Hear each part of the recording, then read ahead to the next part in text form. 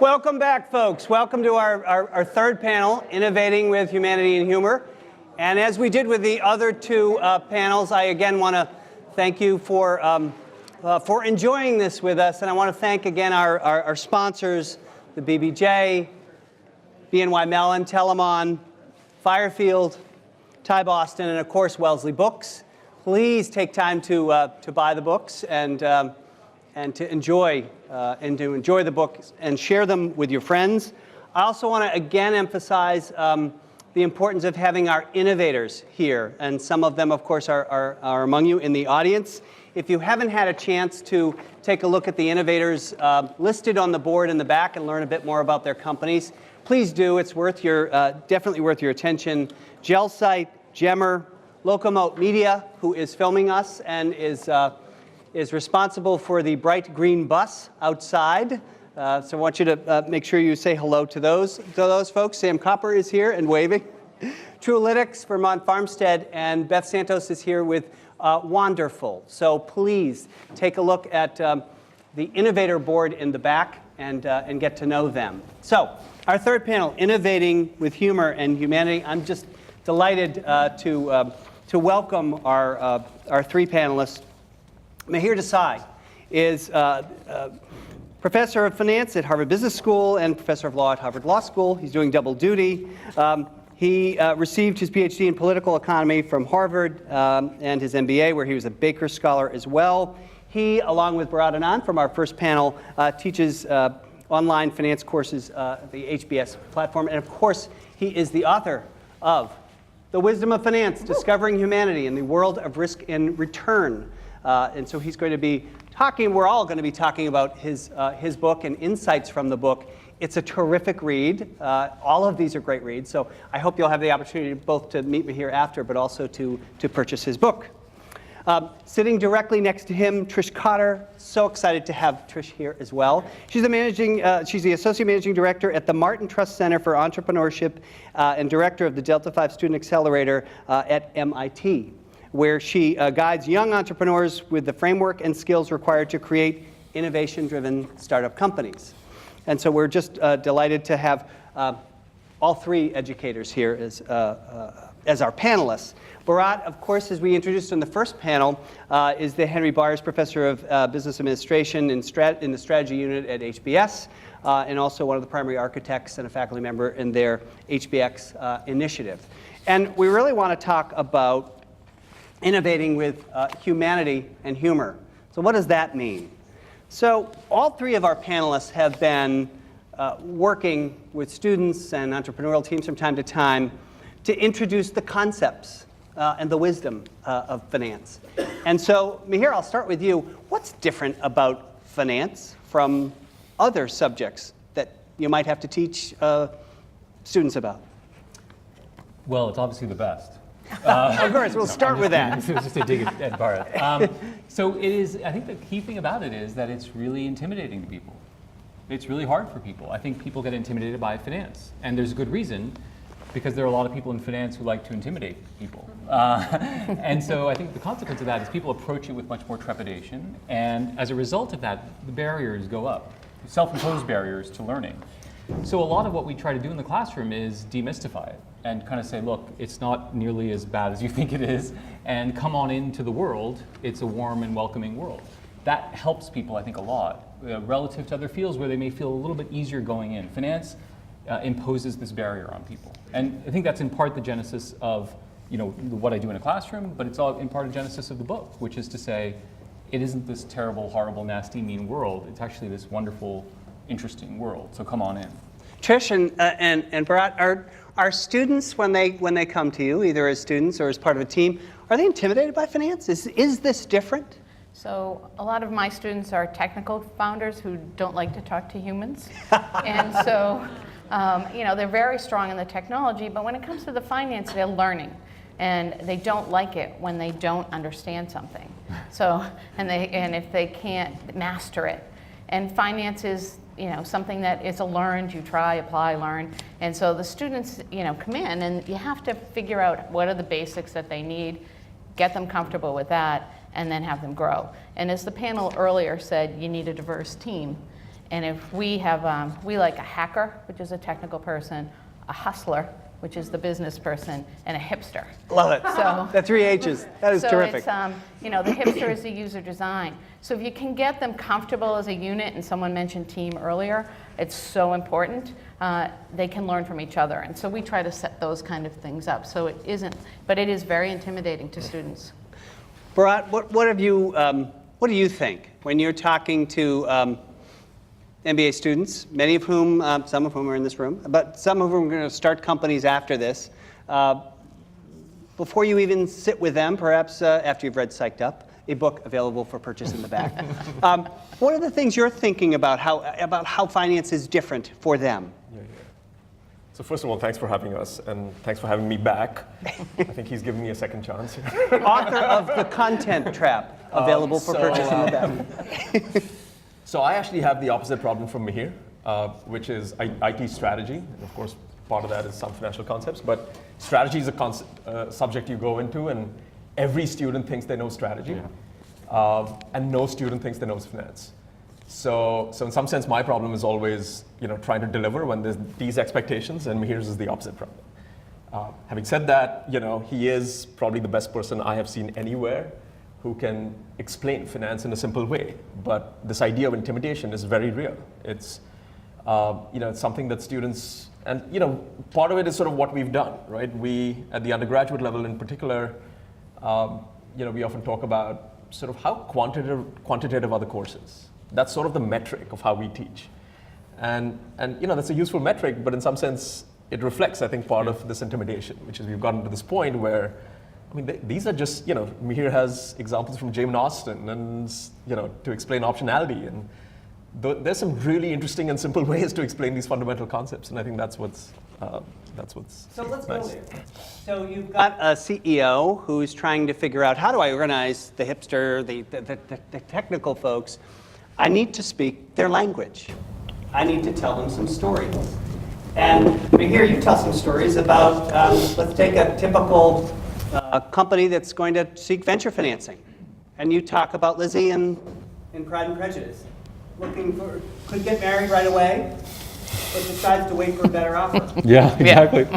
So if you're that CEO looking for financing, how do you connect those dots? How do you explain that to a CEO? How did you come up with that? Because it's a terrific and really fun chapter of the book. Yeah, so I think part of the journey of writing this book was I gave a talk where I just mapped the ideas of finance to life. And then I thought I would write a book. And that turns out to be different than giving a talk, which is not something I fully understood. It turns out a talk and a book are different. But what I did and what I learned is I cold emailed a guy who writes at The New Yorker. And I said, I'm writing this book, would you have lunch? And I ended up having lunch with him 5 times, each of which was like a 5-hour lunch. And he told me about the power of stories. And I had forgotten the power of stories. Because as an economist, you think like data, you think models, and he made me remember that stories are the way we organize our lives. And so the point of telling stories is not just because it's fun and amusing, it's because it's resonant. So in the Jane Austen case, you might remember if you've read it, all of these books by Austen as well as Trollope, they're a risk management problem, right? So she makes it clear, young men can make mistakes, young women cannot make mistakes. That's what she says. And then, of course, the issue at hand is these suitors come along.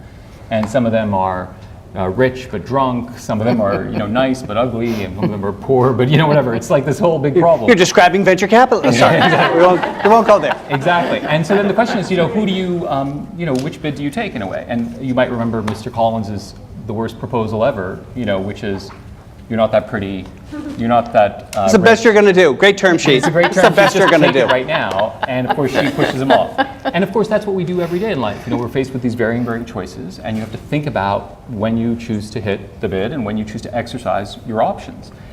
The story I tell in the book is part that, which is explaining what options are and how options go way back in our history, but then also how we overlearn the lesson of options. And this is a lot of entrepreneurs do, which is they just keep waiting. They keep buying optionality their whole life, and then they forget that the big idea is to actually execute on it. And so I think what happens to a lot of my students is you just buy optionality for your whole life, and they don't execute. And I think that same thing can happen to an entrepreneur who's just waiting for the term sheet that is perfect, which is never going to come. So the power of stories. Trish, you're talking to technical folks, and you know that that CEO is going to have a conversation about, gee, we need to create sales, we need to create revenue, and the technical team is sitting there with the arms folded. What do you say as someone who looks at these MIT students who are terrific technical students? How do you connect to them? So interesting, you know, I'm going to use your book because you're trying to find new ways to have them experience what they've never experienced before. They don't even know what they don't know. So here they go out there, and you get a Jules parent who runs a grommet who didn't get a term sheet until her 261 first interview. 261. I was there. It was you tough. have to have a lot of grit in order to do that. But the dating concept, if you can get that across to them. But I think you just have to have them learn, work as a team, give them an opportunity. And what we try to do is we try to create programming for them where they can get out a little bit over their skis, but in a safe environment. Because the one thing about entrepreneurs is you get one chance to make a first impression with a VC in particular, or even any kind of angel funding. So how do we get them to practice that? How do we get them to know what a good term sheet is? What's bad money, good money? So if we can create programming for them so that they can try that in a safe environment, but we need the community to do that. So we bring venture capital people in that understand this is an educational process. And they will try, and some of them it's a complete disaster. These, because they think they know what they're doing. They've never been really wrong. So, when they're number one of two students in a high school, and then they come to the college, and then they work really hard, and so they don't get that outside validation. And we've got to do that while they're students, and have them experience that. So, when you're not used to being wrong or getting a grade, and someone else grades you much lower than you think you should be, that's emotional. So, like the dating, you have to date a lot of people, and they have to get comfortable with that. So the power stories, the power perspective.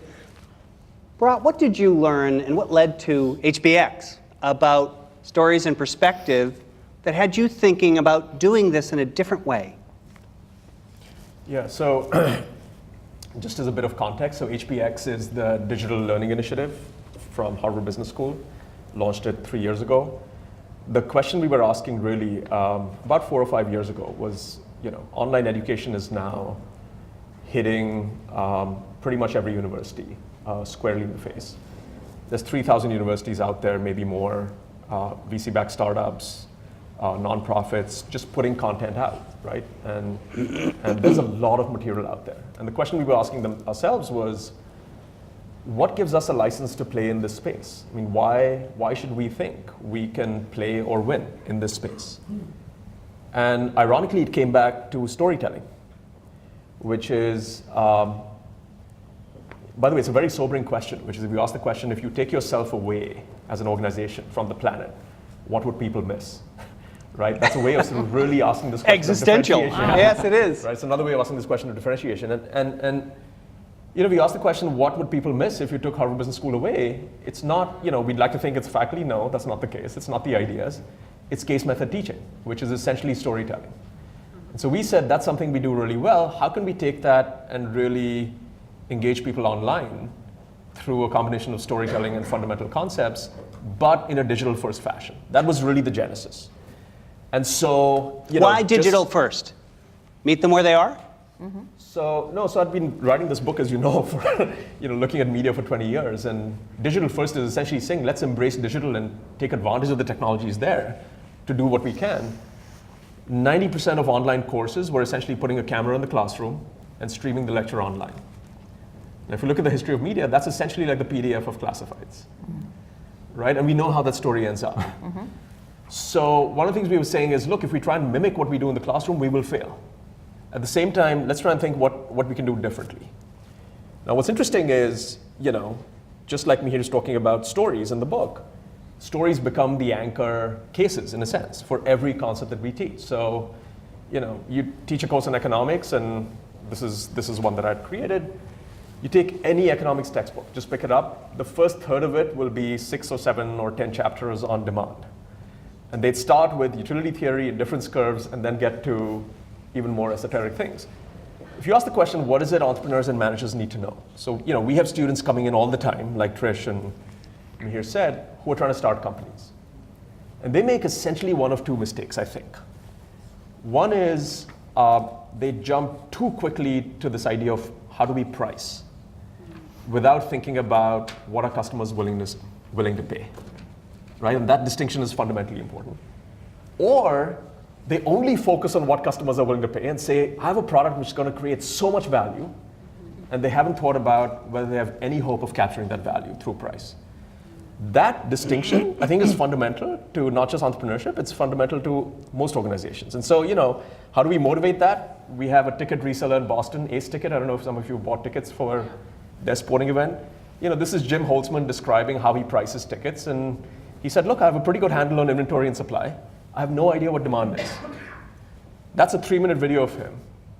That's like the best way to motivate this question of willingness to pay and price, right? You don't need 10 hours of theory. And so those are the stories that we use to try and actually get these concepts out. And I think the stories are helpful because they make it more resonant, but they also make the answer more ambiguous. Sometimes when we draw the curves on the board, it's all very precise, and it all seems quite simple. But when you have this guy talking about it, it opens up some ambiguity. Everyone's got to bring their interpretation to it. So I think, your first question was how is business or finance concepts different? I mean, there's a slight distinction, which is, what's different about business concepts from, let's say, physics? There's this combination of sort of art and science, exactly. Right? Mm-hmm. It's not one or the other. I mean, people can get by in business with only experience. Well, of course, they knew some concepts that might help, but that's an important distinction, and practice often informs theory. And so how do we combine those two in a way that actually makes it come to life? And entrepreneurial finance is different. It's not classic corporate finance. How are entrepreneurs different in their way of learning, and perhaps in their way of thinking about risk? Here, you talk a lot about this. You talk about not everyone is an entrepreneur. Not everyone is a teacher when it comes to risk. You talk a lot about Wallace Stevens, the great poet who spent his life as an insurance company. Yeah. T.S. Eliot was at a bank as well. You talk about that. So how are entrepreneurs and that CEO, how is she thinking about things differently? And how would you advise her as she has to motivate and organize a team? Well, I just think that one of the things that I learned from writing the book was just how central risk and randomness is to our lives and to the ways we understand our lives. And I think it's particularly true for business people and for entrepreneurs. I mean, the big puzzle in entrepreneurship, one of the big puzzles in entrepreneurship is, are entrepreneurs risk lovers, or are they actually quite risk averse? And I remember when somebody first framed that question to me was obviously they're risk takers. That's obviously what an entrepreneur is. And the answer, of course, is no, that's not obvious at all. If anything, you talk to entrepreneurs, they view big organizations as highly risky. Their fate is not in their hands. They're in a large, complex organization. Whoever changes at the top, your fate can be decided by some complex thing that happens at the top. And entrepreneurs are often the people who say, I want to control my outcomes. And because I want to control my outcomes, I want to do it on my own. And so I think that's one of the great things about entrepreneurs, is they have a deep understanding of risk. And sometimes that leads them to not say, let's gamble, but actually, I want to control outcomes. And that's why I, in fact, became an entrepreneur. And so I think it's a little bit of a counterintuitive way to think about entrepreneurship and risk. It's not necessarily that they want it, it's that they actually know they can manage it best when it's in their hands. And they don't want to be subject to the whims of the world. How do they manage that in some ways? You give some great examples in the book. Talk about the dowry fund back in Florence, Italy. Yeah, so this is probably the cheekiest chapter, which is called... it's great fun. It's called No Romance Without Finance. So, it's meant to be this idea, which is a great song, by the way, as well. It's meant to be this idea that, and the whole book is meant to say all these ideas that you think of as being different, wisdom and finance, romance and finance, are actually totally interlinked. In the dowry fund case, it's a fantastic example, which is it's Renaissance Florence, 15th century. There are 3 big problems in the world. One is dowry prices are going through the roof. Dowries are, by the way, payments by the fathers of daughters to grooms. So the first problem is dowry prices going through the roof because the bubonic plague has hit the supply of men. And by the way, if you don't have a good dowry when your daughter's 15, she goes to the nunnery. So you're worried about dowry prices. Second big problem is grooms are getting stiffed. They marry the girl and then the dowry doesn't come through. That's a big problem. And then the third problem is Renaissance Florence doesn't have enough money to finance all their battles with Lucca and Genoa and everybody. So enter the dowry fund. This becomes the largest financing vehicle for Renaissance Florence, which is fathers of daughters when they're 5 years old give money to the state. They get a big fat interest rate, and when the bonds mature, when the girls are 15, they're paid directly to the grooms. So you solve all three problems. Fathers are insulated from dowry price inflation, grooms get paid, and this is the way Renaissance Florence is financed.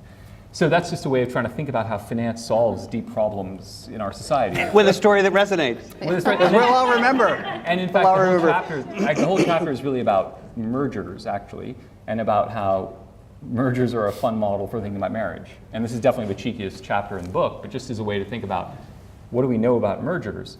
Well, they often fail. And why do they fail?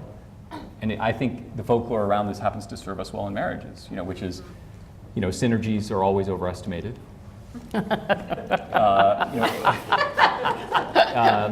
Integration, nobody does integration planning. Serial acquirers and Apollo shells. I mean, it applies in a variety of different ways.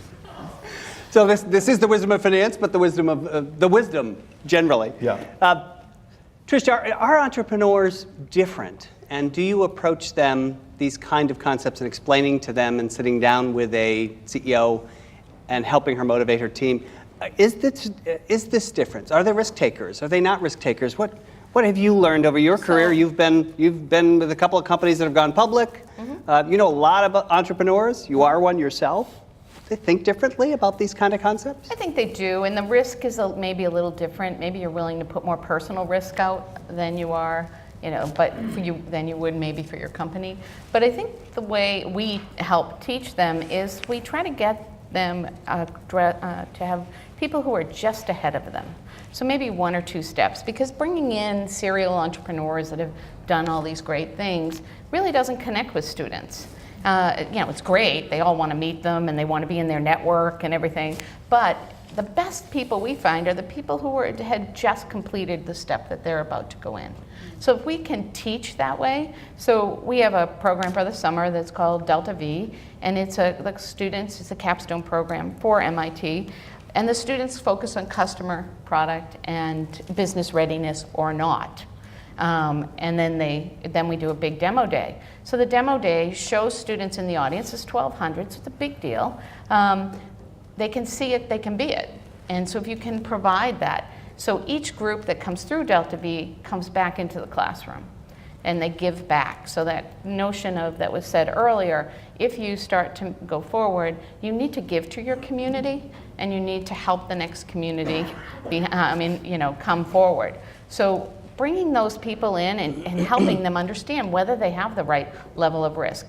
And they personally may not, but they may need to put other people on their team that can help them through that and that are willing to kind of take chances that are calculated. And because no one wants you to be risky with their money. People are looking for a return.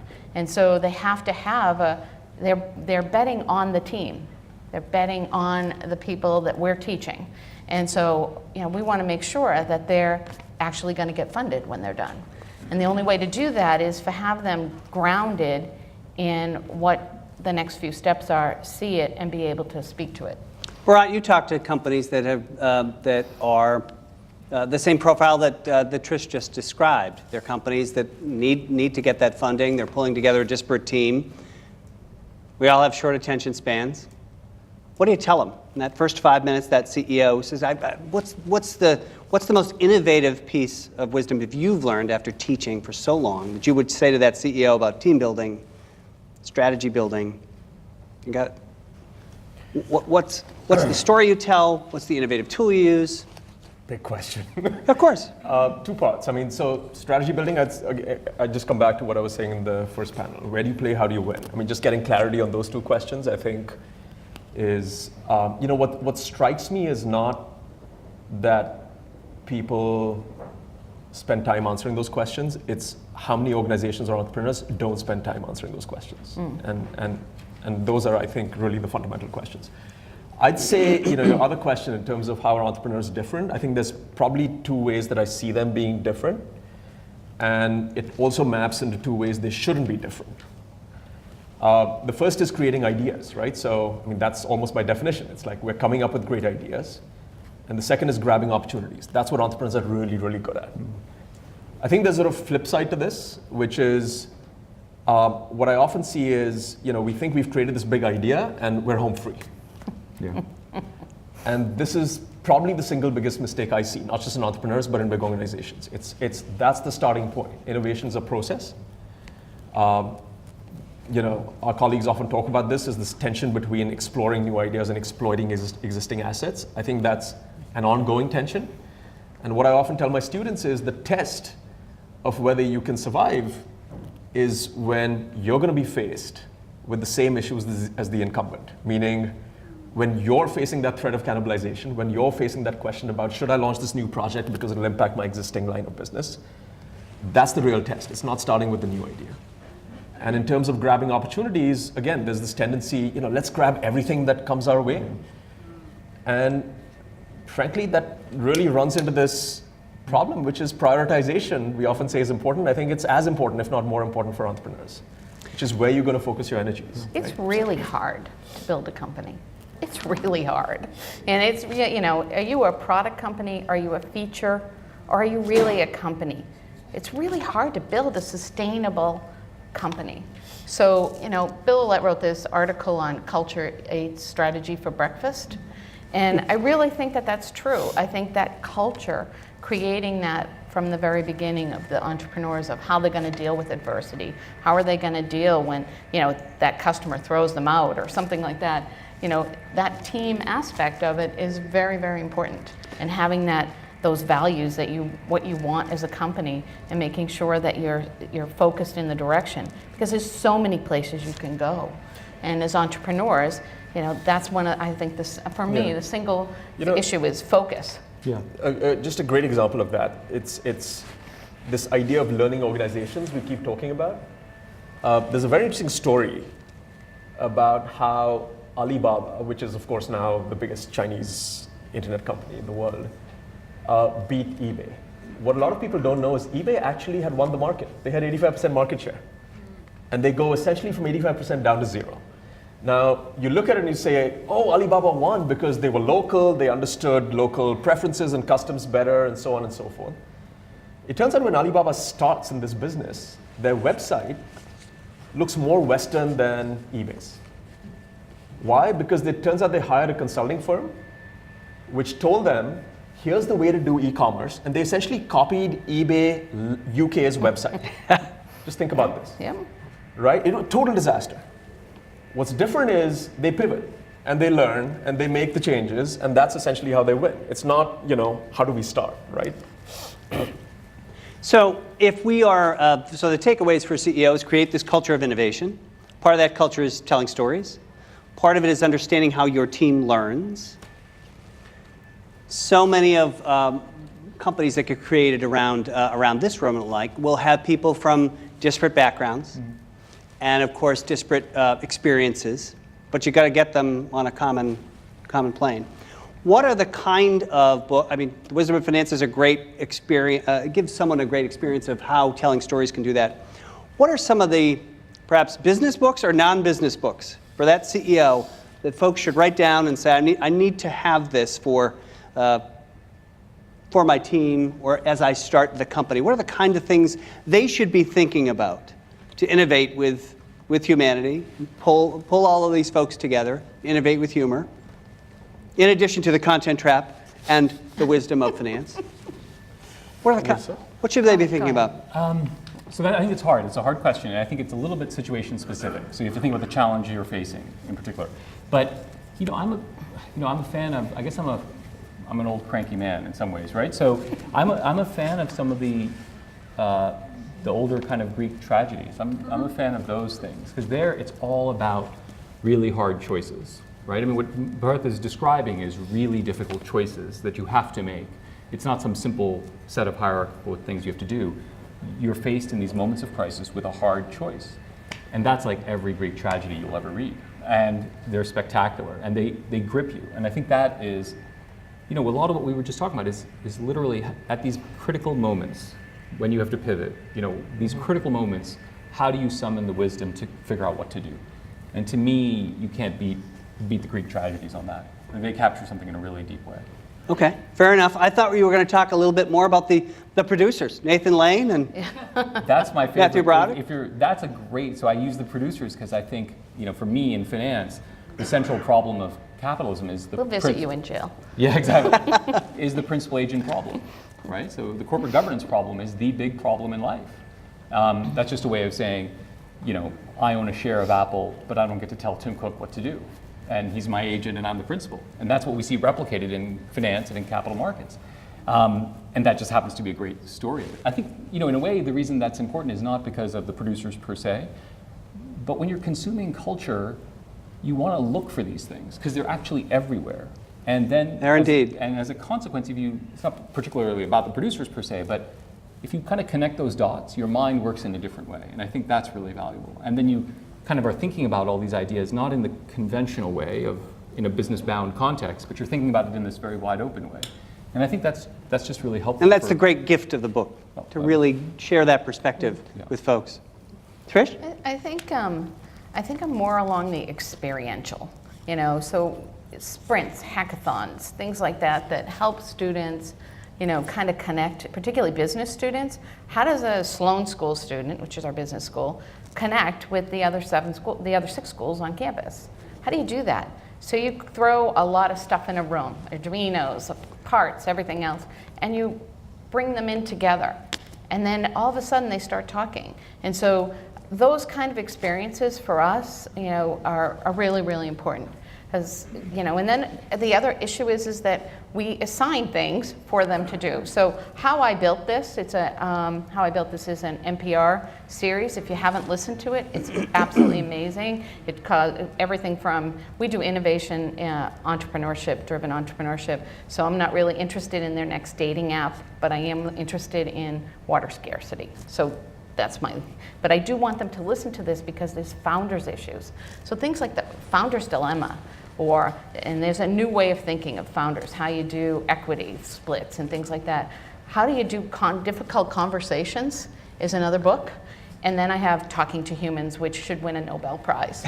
Okay, it's a free online PDF. It's really good about how you do primary market research. So, our students, I have to meet them where they are, and that's usually, some sort of activity. Great suggestions. Bharat? Again, hard question. I'd say 2 books that I recommend to all my students. One is on strategy. It's nothing to do with business. David and Goliath by Malcolm Gladwell.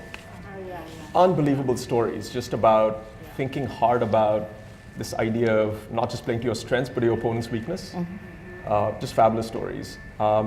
Critical thinking, I think, is one of the things that all of us are touching on more than the concepts. And data is obviously a big deal nowadays. One of my favorites in recent years has been The Signal and the Noise by Nate Silver, the guy who started 538, who was the New York Times. Just an amazing way of looking at data, and probably has one of the best explanations of Bayes' theorem that I've seen. In terms of TV shows, that's much harder. The one I'm obsessed with right now is I'm watching Riverdale with my teenage daughter. And it has nothing to do with business, but I keep asking myself, how have they reinvented this franchise? I mean, this gets to reinvention. The 50-year-old comic. They've taken Archie Andrews and milkshakes and pops and essentially made it this completely dark murder mystery. And adults and kids are watching it. It's it's really interesting just thinking about reinvention. On the TV thing, I was struck. There are so many examples like this, right? So The Wire is a great example of this, which is if you ever watched that police, drug show in Baltimore. Stringer Bell and those characters, they're running a business. And they have to use all the tools of business to think about it. And he's like a voracious reader of economics. And so it's kind of in a very different setting. And the same thing with David Simon's new thing on HBO, Deuce. He's looking at an industry, and he's trying to figure out the dynamics of the industry. It happens, to be the pornography industry, but it's really, really interesting to think about business in a totally, different way than you normally would think about it. I think having said that, Larry, all this is about reading and watching. I think ultimately you got to do as well. Yeah. Right? And I remember one of my students about 10 years ago, he was in private equity before he came to the business school. And then he said, I want to go to the media industry. And I said, why media? He said, oh, because it's ripe with conflicts of interest everywhere. I want to put myself in those situations because I'll learn a lot about myself. And I thought that was a really interesting way of looking at Wow.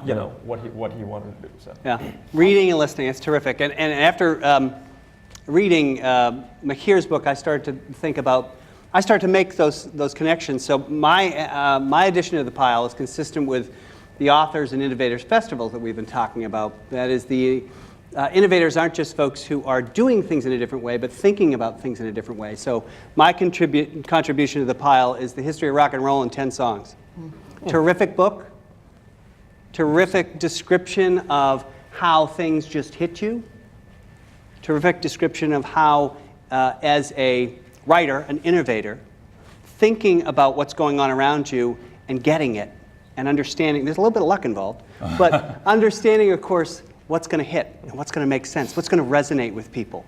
So this whole theme of the listening. timing is really important. So if you take like Make It Stick or that Susan Cain's that Quiet, those kind of books, if it depends upon where you are. And so what you said was situational on what they need to know. Find the expert, take that, and then make it your own. But by the way, our TV show is Game of Thrones, and Of course. winter is coming. Is what we tell them. So there's a big sign around our center that says winter is coming. As you graduate, you have to be prepared. So Perfect. But the other one is, if you haven't seen the movie Joy, if you're an entrepreneur, the movie Joy is terrific. And it's really, especially if you're any entrepreneur, but as a female entrepreneur, the struggle, it's a great flick if you haven't seen it. I'm so pleased to have this conversation. Questions? Yes, right here. Trish. First of all, thank you. Trish, I got a big kick out of your description of the MIT undergrads. I've been in some of those mixers. I'm scared of them. I need a translator. I'll give you a tip. They're more scared of you. I don't know. We'll see. They're We'll scary see. smart, though. I will say But that. I was so glad you brought up, I guess, the producers. But one thing that I don't know how often it gets introduced is kind of ethical decision-making, best business practices. I think an email got sent around about a year and a half ago or two that I missed, because I am just shocked at what goes on right now in the business place, where folks believe the ends justify the means. How do we teach our young business leaders to be ethical, or the new businesses, right, to do the right thing? Wow, what a Thank you. challenge. Great question. Go ahead, feel free. So, That's values, but I mean, my answer is the point of the book is not just to demystify finance; it's to rehabilitate it. Mm-hmm. So I think a lot of chunks of finance are broken because I think there's a lot of value extraction going on. And so the question is, how do you fix it? And it sounds maybe a little naive. My sense of it is you make people think about what they do through a moral lens. I mean, part of the problem in finance is it's spreadsheets and screens. And if you lose yourself in the world of spreadsheets and screens, you're going to do things that don't make sense. And I think in part, the point of this book is to think about your work in a moral lens. That's what the humanities do. That's like what they've been doing for millennia. And so I think that's part of what I wanted to do in this book, is frame all these ideas in that context so that people look at these things, and when they think about optionality or they think about leverage or they think about these ideas, it's actually in the context of someone's life, as opposed to some dots on a screen. Yeah, business is people at the end of the day, and that's one of the things we try to explain to the students. And they have to figure out for their venture what the values are, what is that line that they're willing to cross. And they have to make that crystal clear, because they will face it. So if it's bribery in a country, what are you going to do if that's the way they do business? IBM has, I'm just using that as an example because I purchased my last company and had to go through that training. They have very good criteria, and they do it around the world, and they don't step over that line. Okay, so you have a choice whether you do business in there. But what you can do is, how are we going to operate within that? How can we be successful in that? Have that discussion before that happens. And if you have a strategy and a plan of where you're going, and have those discussions, hard discussions. So you can't have people just go to their bunker.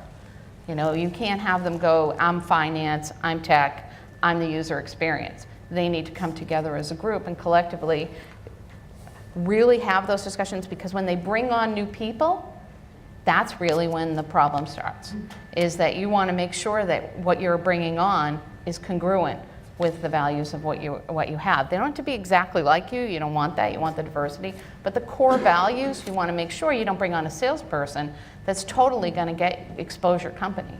So those kind of things, we want them to have those discussions, and what do they stand for early on. And we do push that. Yeah, I'd say in terms of what we're doing, I sort of think about it almost at 3 levels. One is just having courses in this. So 15 years ago, we introduced a required first-year course for our students called Leadership and Corporate Accountability. The big surprise that came out of that course, so it was supposed to be a course on ethics, the big surprise that came out was the extent to which we had underestimated how our students don't even know the law. Like, forget morality. I mean, just knowing, like, what is the law? I think that was really interesting. The second layer is when you don't have just a course, but you're actually integrating these issues through the curriculum, right? And that's a second layer problem, which is, I think, much harder, but much more necessary. The third is, in some sense, the story I was telling about my student. There's that moment of truth, ultimately, when there is no substitute for ultimately that moment when you figure out your morality and where do you stand, and that's something very personal. So there was an article that came out about women on teams. So if you have a woman on your team and you go to venture capital, you are much less likely to be funded. That went through, our teams are 40%, a little over 40% women, and our school is 50% women. So that pretty much shot across our campus pretty well. And no one really knew, the guys weren't quite sure what to say and how to handle it. But we have a thing, students reach out to EIR, Entrepreneur in Residence at MIT.edu, and they ask that question. I think we had about 50 students reach out and say, now what do I do? I have a woman on my team. I'm not going to get funded. Whoa. So you have an opportunity as a university to take a topical issue, bring people in, and have the conversation. So that, and make sure that, because if one person is thinking about that clearly, we had 50 or so tickets about it, it's something that you have to go address. I think on this point, and to Bharat's last point, one of the things that we do that we don't even know that we do is when you are faced in that moment, which is the critical moment, part of what we do is we create communities of people where they can reach out to each other and help them navigate through those problems. Because I think ultimately those decisions are very lonely decisions, right? And you can look inside how to figure this out, but part of it is you have to rely on people and you have to get counsel. And part of what we do at universities is create communities of people who can help you at those times. Fellow students, faculty, whoever it is. The ecosystem. Because I've come to really believe it's very lonely otherwise, to make these decisions. And so a big part of what we do is try to create that community. All the more reason to be able to innovate with humanity and humor. We are nearing the end of our time. We'll take one more question, and then we'll give you a chance to meet our folks in the back, and perhaps purchase a book. So that's actually a great That's a great, your comment about communities was a great segue to what I really want to ask everybody on the team, and really everybody that was here, which is, you have a room full of professionals who are all bringing experiences to you from, everything from the corporate world, from the entrepreneurial world. And I've always felt this interest, in connecting into the academic community. And if you haven't gone to school here in Boston and you're not directly connected, what is the best way to connect in to actually share some of these real world experiences, not necessarily online, but in person, with the students that you're interfacing with. Speaking for myself, I went overseas in the 80s, and as did my friend Jackie, and we had a wealth of experience, working throughout the Asia Pacific region, cultural things, building businesses at that time. It was a very, very different process than it is today. So it's just, I feel like, there's this opportunity to connect in with the greater, business community, and what is I guess, from your perspective, the best way for people to do that. What a great question. How do we build community? Both within a company, but also within the broader context of this innovation community? So we do a lot of this. We do a lot of interaction with the community, and one of the reasons why is I'm passionate about it, because when I left to do the first company, I left to go to Maryland, and I came back, and I lost my network totally, and plus my network wasn't startups, so it was very difficult. But the venture community, Boston Tech Guide, you get on that and you lay out Boston, and there's so many, and you can find your areas of interest. You can go to events. We put boards together, mock boards for our students for the summer, and it's business professionals, faculty, and domain experts that get together so that the students can have an experience of commanding a room, being held accountable, that kind of thing. Speakers, all sorts of things. Because we have a community that has curious entrepreneurs, ready to go entrepreneurs, people who want to join a company but don't want to be a founder, people who are around the world who want small or medium enterprises who are going to set up things in their government. We have corporate entrepreneurs, and then we have the research entrepreneur. So we have to be able to create communities that speak to all of those students. So I think there's all sorts of things. We have a newsletter. So there are a lot of speakers that are open, and when they come, we mix with the community, and we try to get people who are interested in helping our students learn. And if that's at the core of what you're going to do, and you're not looking for deal flow, you can talk to me. Probably many things similar to what Trish is saying. I'd say there's probably two quote-unquote formal ways that we do it, and then one emerging way, which I'll sort of describe, and I think there might be an idea actually that just got sparked by what you said. The formal ways are, we often have people who have had experience, like you're describing yourself and others, in industry who come in and are what we call professors of practice. So they would teach courses, they would mentor students, oversee independent projects, and so on. That's like the most formal mechanism. Then, of course, there's student speakers on campus, clubs. The number of clubs that we have by students who get an outside speaker, and the speakers are probably more interesting than anything we could sort of put together, and this is happening every day. So there's a lot of clubs. How many clubs, just for do you have on campus? I don't know the number. I'd say at least 30 in the business school. Yeah, Yeah, at least. yeah, there's at least, because I think there's at least 300 on campus. And particularly for the folks in this room, the Entrepreneurship Club, the Tech Club, the Media Club, these are all absolutely relevant clubs. And Lots of opportunity for lots of community. opportunities. I can connect Larry to the clubs who can connect you. The third is, just coming back to something you mentioned in passing, I would not underestimate the online impact you can have. So Right. Just to give you a sense, since we launched 3 years ago, we've had 25,000 students go through HBX. And by students, I mean people from 18 to 60 years old around the world. Wow. That is, that's 8 times the size of the MBA class, or 23 times in any given year. One of the things we're trying to do, really in the spirit of sort of avoiding the content trap, is moving away from hub to spoke, where we create content, to spoke. It's, getting people to actually share content or experiences like the folks in this room might have with many others online. So there might be an idea here. So think about it. Maybe one thing I would add to that is, there are these, first off, I think you're right, there's a lot of supply. Just so you're clear about this, there's a lot of demand. Like our students want to know how your experience is. So the last thing I would just mention is, I know MIT has this, we have an innovation lab, an iLab, and it's a very informal place to just come. The issue is you have to put yourself at risk and you have to kind of just show up. So it's, it's not as if you're waiting for the engraved postcard, it may not come. But if you're willing to kind of go and show up and be there and meet people and start random conversations, that is likely to be the most fruitful. Yeah, you'll meet a lot of undergraduates and graduate students there from across the university. And by the way, again, just coming back to this. Relatively new, yeah, absolutely. So 450 of our MBA students, that's half the MBA class, are taking an online course from us before they enter campus. Wow. We get, so we get 1,000 students in our entrepreneurship center a day. Wow. A So we- day. So, there's we a would real love to connect. interest Yeah. interest here, and it depends upon you have to meet the student where they are. Awesome. And you have to put yourself at risk. You're gonna have to just show up, I think that's right? And kind of just start conversations. Yeah, because by the way, they have no no boundary when it comes to hierarchy.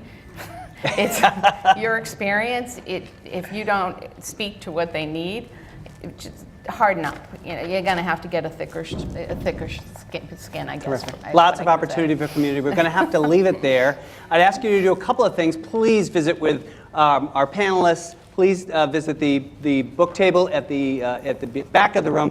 Please visit with our innovators. Please fill out an evaluation form when we do our second annual Authors and Innovators Business Ideas Festival. We'd love to have you involved and love your ideas. And I'd like to thank our panel. And thanks to Larry. Thank you, very Mihir. much. Thank you, Trish. Thanks, Bharat. And lastly, thank you for coming. We'll see you online at our next event. Thank you again.